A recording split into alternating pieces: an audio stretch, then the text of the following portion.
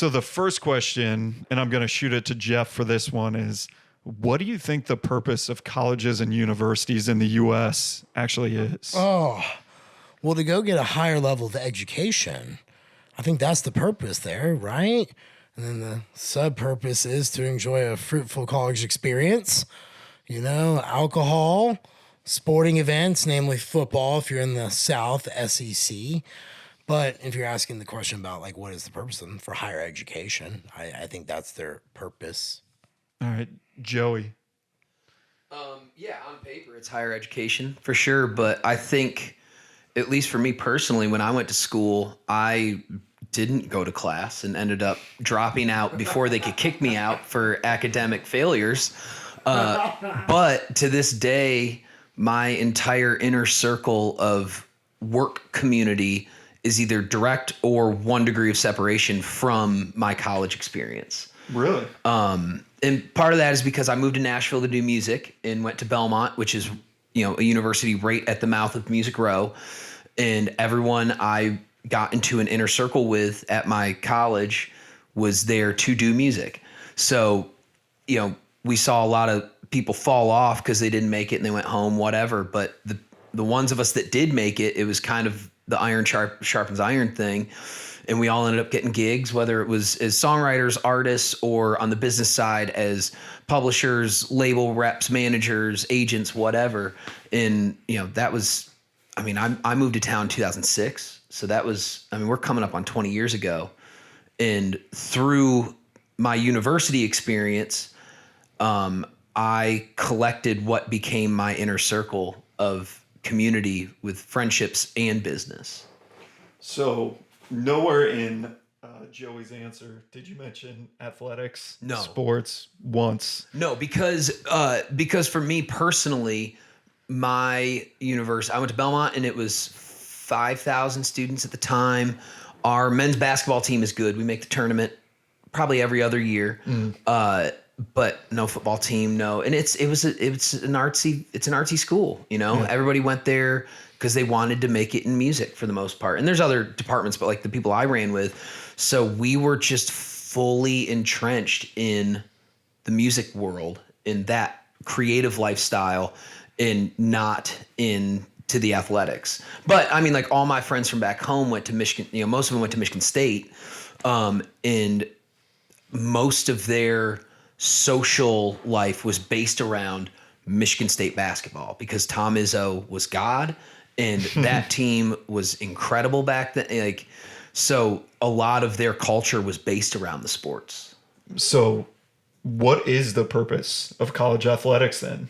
Because it doesn't serve higher education necessarily besides, personality. I don't know if I don't agree with you entirely that it doesn't serve the purpose of higher education because indirectly it can. If you have a school that's on the map for whether it's sports or for something else, it's kind of, high tides raise all ships. If you get notoriety for one thing, it can bring appeal in different areas. So if if University of Michigan's football program is fantastic like it is right now, well, that brings eyeballs to the school, Michigan. And then what if one of those eyeballs is from a prospective student that is brilliant in mathematics? And they just connect the dots to Michigan, and that brings a brilliant mathematic mind into Michigan. What if one of the former, college athletes starts a business that grows, and now they are now a booster that helps the engineering department, where they got their major there, but they got put on the map and got notoriety to help build their business through playing football in that program. I think those two things can go hand in hand in a less direct way. I think there's something to be said about the experience and the culture. 100%. I went to UT up in Knoxville for a year, and there was just something about going to game days on Saturday. And then because of that, we had the Lady Vols, which drew a lot of eyes. Pat Summitt crushed it as a coach. I agree with a lot with what Joey says. Like, you wouldn't know this, but UT's known for aerodynamic. We know it because of Josh Aerospace. Dobbs. Dobbs, Yeah. right? Aerospace Like program. aerospace, Yeah. right? Astronaut. And you would never think And that of agriculture. UT. Yeah. Huge agriculture But you would never school. think that about UT until football put it on the map. And you're like, oh my God, like the quarterback who's great at UT was a guy who's literally going up in a spaceship to NASA. Like, that's pretty cool to say that happened at one point. And I feel like college athletics bring a sense of community, something to wrap people to make it where you feel bonded and you can say, that's my tribe. And I think that a lot of people maybe identify that with sports. I identify like with my tribe. If I see someone with the Vols shirt out, I'm like, go Vols, you know, and like, yeah, go Vols. And it's always like a cool, like respect thing. It's A fun. little fraternity of sort. Yeah. So I'm making an assumption here, and I think I've read it, but shoot me down if you guys don't agree. But when Nick Saban came to Alabama and they started winning, the number of applications from prospective students shot through the roof. of course. Their academics didn't get any better. Well, that's on them. Then They got why- better, whipped all these everybody's students all of a ass. sudden want to go there, but their academics didn't get any better. Is that really earned? I wonder if they gained interest from some students that ended up being top of class or potential game changers in their respective fields that we don't know later. about. Shouldn't those students have gone to a school that was better served academically than picking one that was a good football school? Maybe. They're probably never going to be able to build up if they don't. I mean, yeah, they might have been. They might have been the big fish, or they were the big fish in their small pond. Then they go to an MIT, a Harvard, a Stanford, a Northwestern, somewhere like that, and then they just get lost in the hustle of all these other great minds, and they end up underachieving because they're not the type of person to cut through the noise like that. So maybe being at a school like, with lesser academics actually better served them. I think we have to ask Robo the question, what do you view a college and university as? Like, what's its purpose? Like, you asked us, like, what do we see about it? But what do you? Did you go to college? Yeah, I went. Yeah. I went to Indiana University for undergrad. Okay. and then so like you're like diehard Hoosier fan. you'd think so, but Give a fuck. All right. I'm pretty indifferent. When I went to college, I went to basketball games. I went to a half of a football game once. Indiana football's not much to go to. Yeah, it's not much. Indiana has football. Yeah, exactly. But no, I went to basketball my freshman and sophomore year, had season tickets, had a great time. But I still struggle with considering it some sort of benefit to the school. And there's a couple reasons why. And one is think about how they do tickets now. So for a lot of these schools, it's first come, first serve. Kids will camp outside 3 days, 3 days, to yeah. be in the Yeah. front. Think Duke University, North Carolina. Michigan those are- State Tennessee, basketball. Yeah. football. They do So it for the is that kids. really serving the kids and the greater good of the academics? Probably not. They're limiting those kids' ability because they can't pull themselves out of that of the mindset line, yeah. where sports is everything. But yes, like what do I think colleges and universities, the purpose is? Higher education, obviously. Then I also think we all need some sort of mechanism to pass from that high school mentality into adulthood.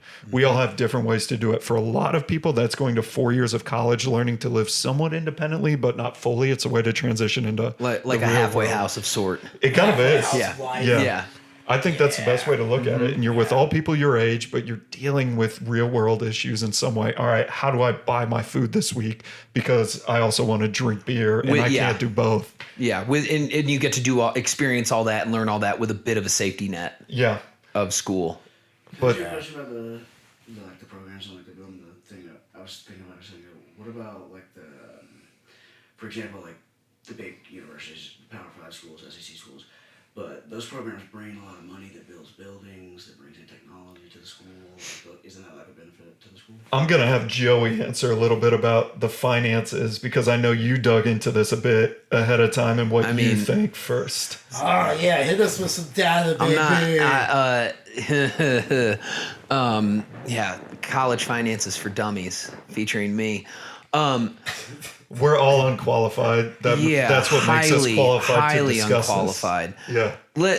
Let's circle back to that because I still want to hear more about, if you don't mind, more about what you think college is built for. Yeah. So I think about this story of it's the son of the guy who built the Brooklyn Bridge. David McCullough wrote a book about it, and Jeff may remember more. I don't know. Did you read that one as well? No, it's somewhere on I the think his shelf. name was Washington Robles. Again, don't quote me. I know this is recorded and I'm being quoted, but don't hold it against me if I'm wrong. They talked about when he went to engineering school and how half the kids dropped out. How it was that extreme? How when you got an education, and this was 100+ years ago, that there was no screwing around. There was not, if you just show up, you'll pass in some way. It was not about sports. It was about challenging yourself to the extreme academically in a way to filter out people who needed to be filtered out in some way. I think we're missing that in society, and that's what I view college as. It needs to get more extreme. It needs to be a rite of passage where you push yourself to an extreme if you're going to go through it and get an education that's applicable. Right now, like a general studies degree, what are you really offering the world with that? I agree with that. Do you think there are no universities in the country, in the world, that are doing that? Oh, there absolutely are. I almost went to one. Yeah, so I wonder, your Ivy Leagues, obviously we can kind of use that as the as the example.